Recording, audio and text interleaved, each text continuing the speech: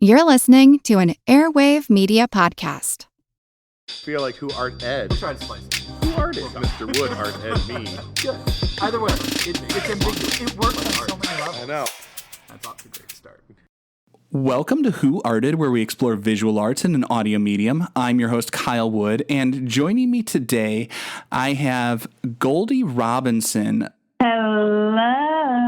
An art teacher out of Georgia who is just doing all of the things. You teach all of the grade levels. I do not understand how you can possibly make that work. Yes, I do. Well, of course I do, because I'm magic, you know. I wish I had thought magic makes perfect sense. Yes. That's the artist's secret, is that we're magic.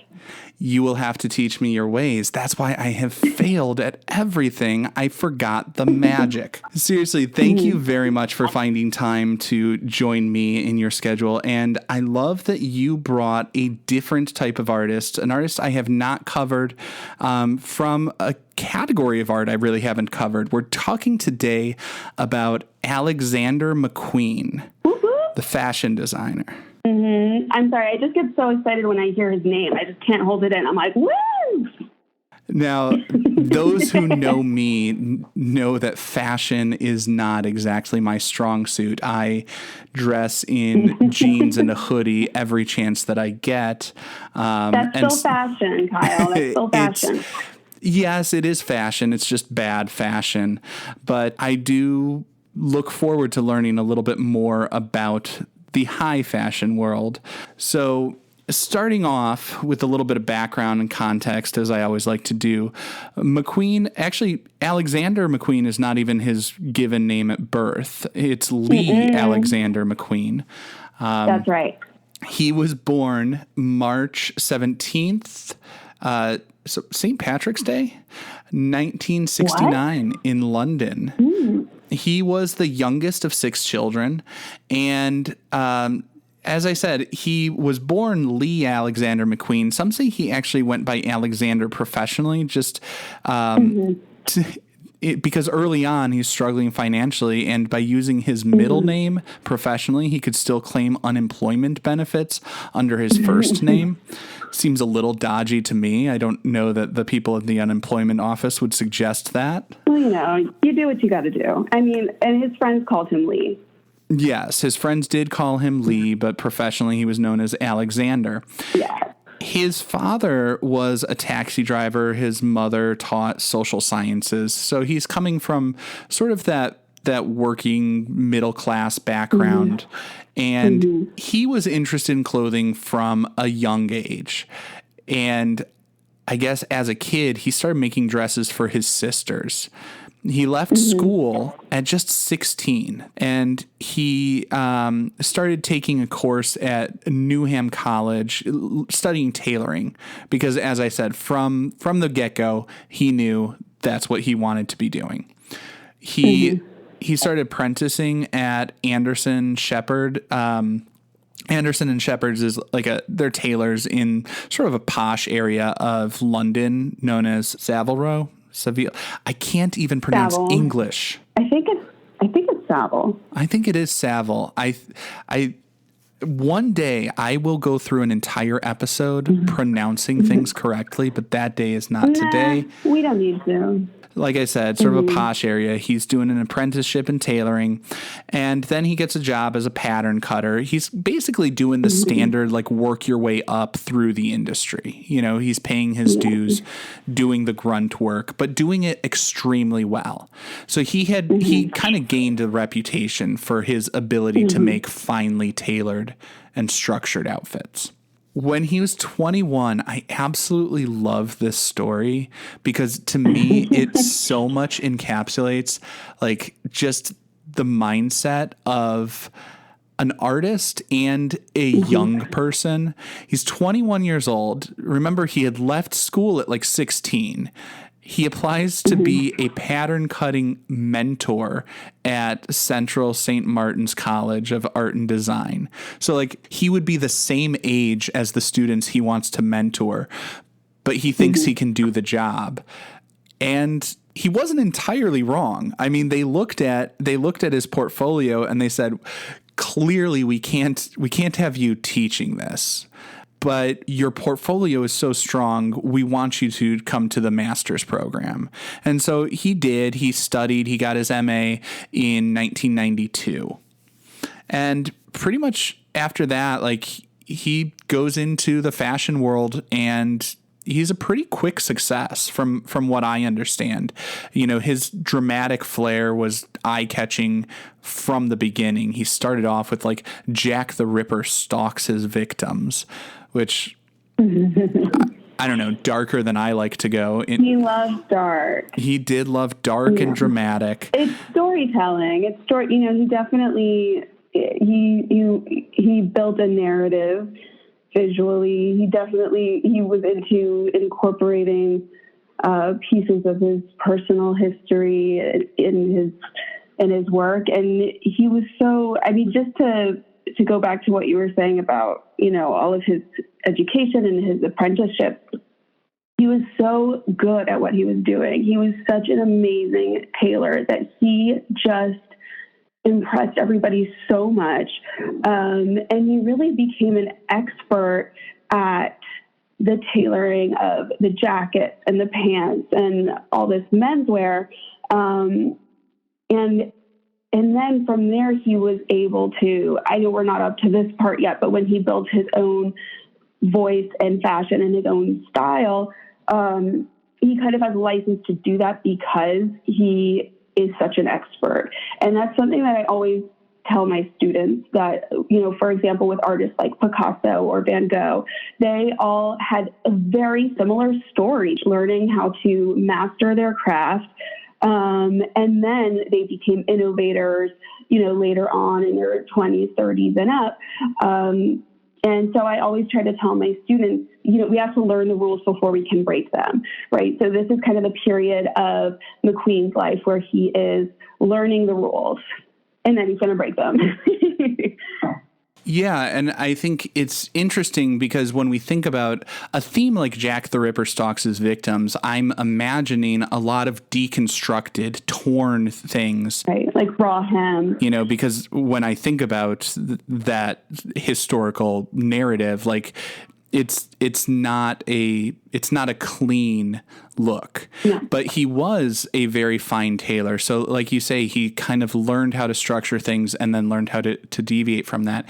And also when I'm thinking through that, like, lens of history, what was happening culturally in the early to mid 1990s, that was the grunge movement. That was the time when society, for whatever reason, Gen X just wanted to be miserable. You know, they paid a lot of money for stuff that looked like it was fished out of a dumpster. Well, it wasn't for whatever reason. It was in response to other things. But yes, it definitely coincided with, that's what great art does, right? It reflects what's happening in the culture at the time. So he was really on the cutting edge. He wasn't like, he was with the people. He was going out, to clubs and to concerts and hanging out with friends. And he was very much just in tune with popular culture, with attitudes of the time. And, I think it was important to him to design for his generation, and that 1990s being that grunge era. So, his runway shows, the catwalk was always very theatrical, very dramatic. And it's kind of interesting you mentioned grunge, because when I think of grunge and fashion, I think of flannel, I think of plaid. And McQueen didn't work with like a plaid, like flannel, but he was famous for incorporating tartan or tartan. I'm Southern, so I say it's tartan. But it's because he had Scottish roots. I think that's a good connection because, like you say, he was tapping into not only sort of the spirit of the 90s and what was happening culturally, in terms of popular culture, with the sort of deconstructed raw aesthetic that we saw there. But he was also tapping into his own sort of personal cultural background with the traditional tartan. I like your pronunciation. But like those patterns and those elements that give it a little bit of a personal connection. I think part of what made him successful as an artist was he realized what other people were doing and what the audience wanted, but he also put himself into there and his own personal narrative and his own background and his own cultural heritage. And I think that's where people really respond, is when you tap into something but with an authentic lens and a personal connection, so that it doesn't feel like a cheap marketing stunt. Yes, that's the word you said right there, connection. It's when you feel like you can connect with something, and, fashion being something that, is often dismissed as, maybe being frivolous or not being such a legitimate part of the arts, but it is. It's the applied arts. And when you feel like you can connect with the designer, with the artist, it gives it significance to you, and you remember it. It sticks with you. And it's interesting because I wasn't even a fashion major or anything. I was an illustration major, but not to brag, but I did take 10 credit hours at the Fashion Institute of Technology in Manhattan. So let's just say I was learning in a building where fashion was happening. I wasn't doing any designing myself. But I would say that Alexander McQueen has always stood out for me. He always just stuck with me. As soon as I saw his work, I just immediately connected with it. Because he really he has that special something. As you were talking about his work, from 2010, I'm looking here at the piece that you sent me first, the Jellyfish Ensemble. This was from his Plato's Atlantis Spring-Summer collection. Right off the bat, obviously, we see these gorgeous blues, and it's almost iridescent. Okay, hold on a second. I need to ask you something. Yeah. Did it knock you out of your seat when you first saw it? Did you have to hold on to your socks because it just blew your socks off? Because that's how I feel about this piece. Okay, so right off the bat, I would say I was pleasantly surprised because I generally look at avant-garde fashion and think I tend to look at things through a little bit of a utilitarian lens, and I think like, okay, is this functional? Would this be comfortable, or is this aesthetically pleasing? Is this nice to look at? I try to think about like, what function is this hitting? And I would say this one, while I personally could not pull it off, I think it looks nice, and it doesn't look unbearable to wear the way that some fashion I agree. I look at and I feel bad for the model to such an extent that I can't appreciate anything else, because there's this poor human being who's trapped in there and trying not to breathe because, everything's going to be poking and falling off and whatever. This one, very real. I thought it was very strong. The shoes look unsettling to me. I don't know how anyone could walk in that. Wait, should we get to the shoes first or last? Because I feel like the shoes are like the centerpiece. I feel like we can start wherever you want. I want to hear your read on it to start. What are you seeing? Why did you pick this one? What's jumping out at you? Where to start? Kyle, I don't even know where to start on this. It's like, I feel like I'm like a sports announcer right now. I need to do a play-by-play on this ensemble. Let's start with the shoes, okay? The shoes in this ensemble are referred to as armadillo boots. This design is was and always will be yesterday, today, tomorrow, and forever after. This is a McQueen signature. This sculptural, let me describe it because I know this is an audio medium. Okay, so let me do my best here. Imagine a stiletto shoe, okay? And then, imagine that like at the ankle, instead of the shoe following the line of the arch of the foot, it like curves outward into like a crab's claw kind of look.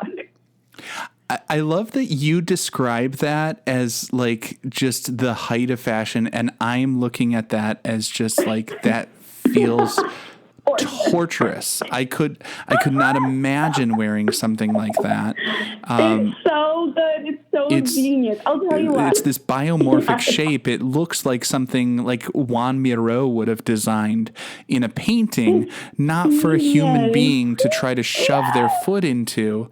You know what it reminded me of? Do you know the sculptor Konstantin Brancusi? Yeah. Okay, yeah, I can see that. It reminds me of like right, like the lines. And in college, I was really into Brancusi sculptures. And then in hindsight, I'm like, maybe that's why I like those armadillo boots so much, because they have a very similar feel. It's almost like a ballerina on her toes all the time. Yes, exactly. It's actually, there's like a secret to these shoes because, I hope everyone's going to Google them, but it's actually like a modified ballet flat. I don't know all the engineering behind these boots, but I did find on YouTube there are some DIYs of how to make them. I'm not interested in making them, as I'm pretty sure I'll break my ankle if I try to wear them. Listen, if someone approached me with a pair of armadillo boots and said, would you try these on? The answer is absolutely. I would. I would try them on. I would just like trot around my house. I would just do the dishes in them. I would just make dinner in them. And I would feel amazing. And this is McQueen. He wants women to feel amazing, to feel powerful, to feel like at once feminine, but also just like a force to be reckoned with. And I feel like this ensemble is so powerful. It's so visually impactful. You see this image of this, of course the model is statuesque. They're like 7 feet tall. So if I imagine it on my 5'4" body, like, which I love to imagine myself wearing it. I'm just like in it, it's a different take. However, it's very engaging somehow, this ensemble, this outfit. It's like you see it's like it's a dress on top with leggings, and then you've got these armadillo boots on the bottom. The dress on top has these 3/4 length sleeves and a high neck, and the neck comes, it's like a bit above the collarbone. It's not quite a turtleneck. It's completely covered in iridescent paillettes. Speaking of pronunciation, that's a tough one. Yeah.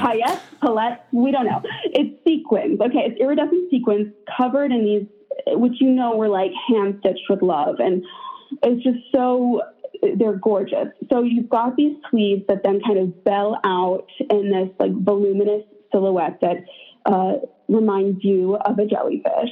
And then you've got this skirt that comes out again into like just volume. It's almost like in like a bubble shape. It's like a bubble skirt, is what they used to call them. I don't know if it's still called that. Also just covered in paillettes. And then the leggings actually have within the sequins, he's used this like variation in the shades of the sequins to create this look of like tendrils, like how a jellyfish has tendrils. And this outfit is just, it's bananas. It's so good. And the cool like pop culture story behind it is that it was actually given to Lady Gaga to wear for the Bad Romance video by Alexander McQueen as a thank you, because Lady Gaga gave the single Bad Romance to Alexander McQueen to play during the Plato's Atlantis show, actually during the finale. And he just loved her so much and saw her as such a muse and was so grateful for the song. He sent her a box just full of clothes from that show, which, I mean, it's such a dream. I can't even imagine getting something like that in the mail. And then she wore the full Jellyfish Ensemble in the Bad Romance video.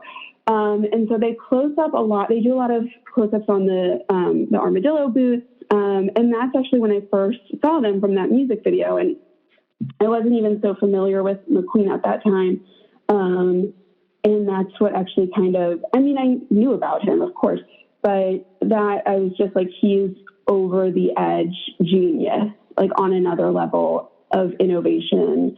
I can't put my finger on it, but I think there's something about a designer, an artist, like when you can't get them out of your head, like when you're just kind of blown away and you're like, I understand that I will never understand you. And that's how I feel about it.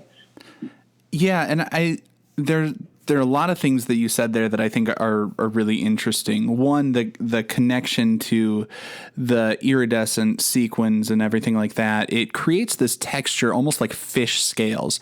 And as I look at the detail shot of those armadillo boots and stuff, it almost takes on the silhouette of like a mermaid's tail or something like that coming down from like the calf down to the bottom of the shoe. Like the shoe almost becomes, as I said before, a biomorphic shape. It's almost like a fish tail or something like that.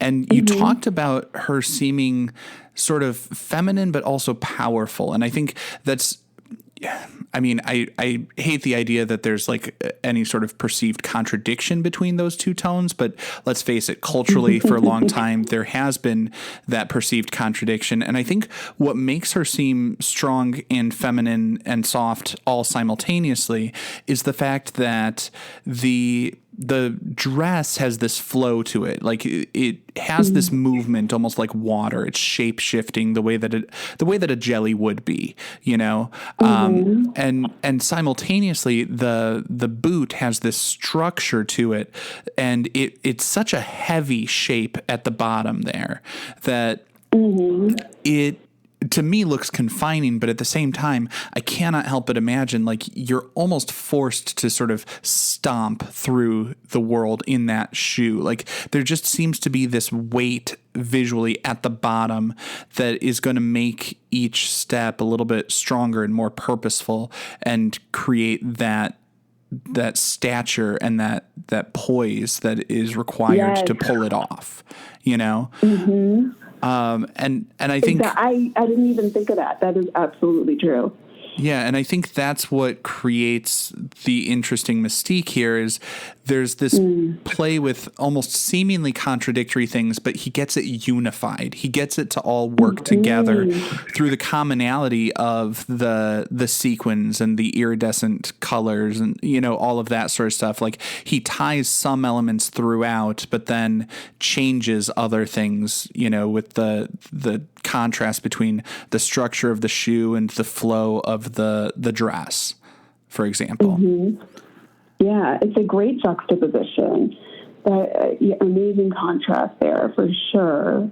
Gosh, he's just such a like doing the equivalent of like acrobatics in the art world, basically, to just exactly like you said, creating unity like within this outfit. It's not easy. He's doing insane, incredible things. The other thing that I'm struck by as somebody who's not had any real training in fashion or anything like that, like I'm not personally invested in it beyond having watched Project Runway 10 years ago. So good. Such a good show. But like the first couple seasons, as somebody who is not really into that world and into that scene, as I look at this piece, it's accessible to me. And I like that there's that entry point where I don't need to do a lot of research to see and appreciate, like, just visually right from the start, like, okay, there's a nice silhouette and the color scheme looks good and the shapes are interesting and there's a nice flow. It's workable. It actually seems like it's not too far from ready to wear, you know? Yeah.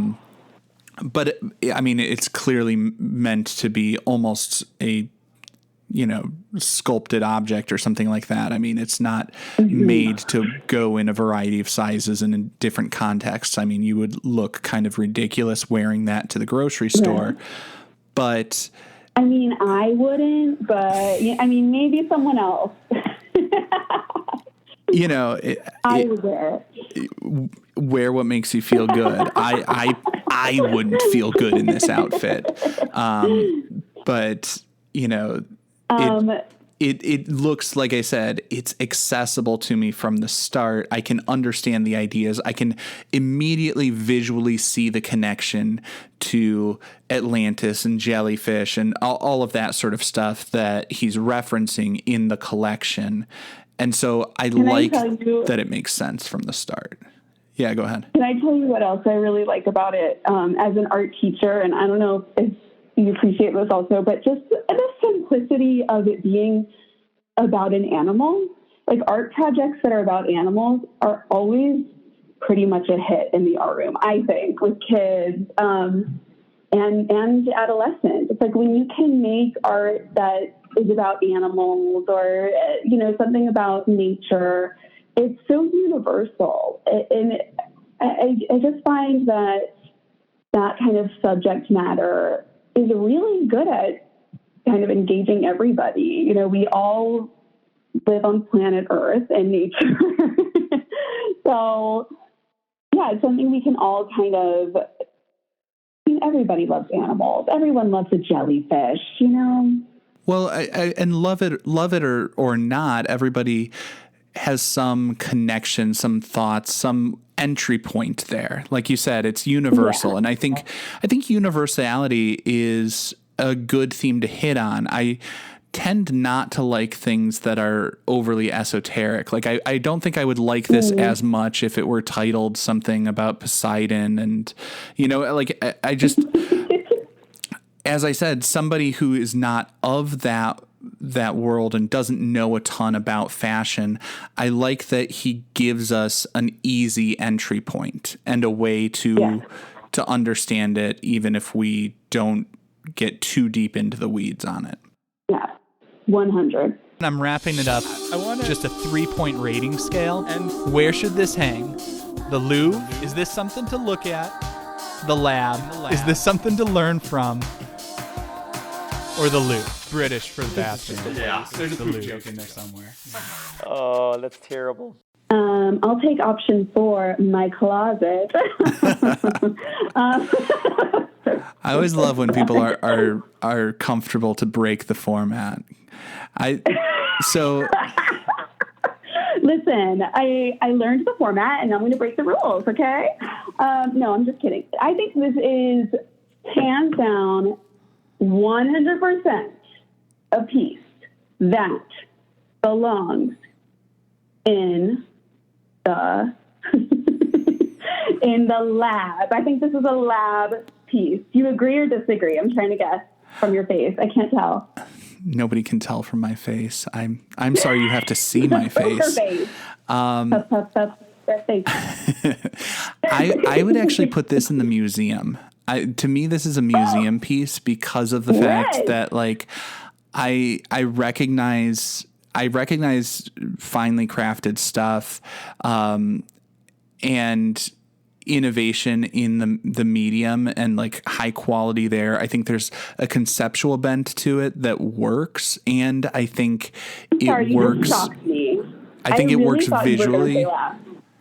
No, I think it works on multiple different levels, and to me, that's kind of what the museum is for. It's that piece that you can know nothing about, but still see and appreciate and take something from, and you can study and know a ton and find deeper levels of meaning and connection to it.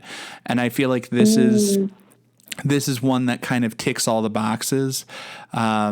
at least from my perspective, I feel like it's a really strong piece, and I feel like I'm probably in good company because I think this is at the Met, right? I mean, I don't know if it still is. I know it was. It's been in the museums.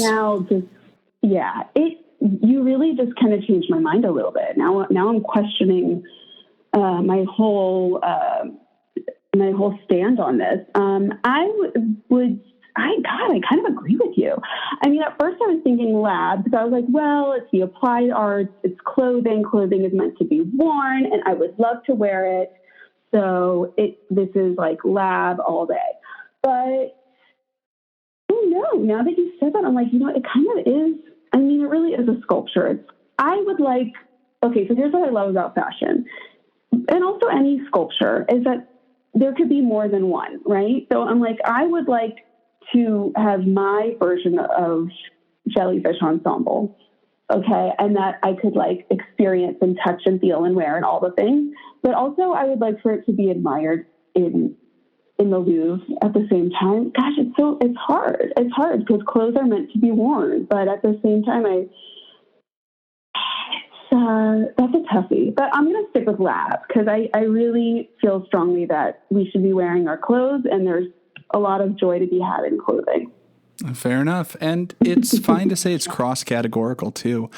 But I do have to say, thank you so much for taking the time and helping me to learn about an artist and really an art form that I have long been ignorant about. So thank you very much. Goldie Robinson, really appreciate your taking the time. You're so welcome. Thank you so much. Thank you for having me on your awesome show. It was really fun. Thank you. Thank you. This concludes this week's episode of Who Arted. If you found this tolerable, please like and subscribe on Apple Podcasts, Spotify, or wherever you're listening. You can find images of the work being discussed this week and every week in the show notes, on Twitter @WoodArtEd, and on the website whoartedpodcast.com. Podcast done.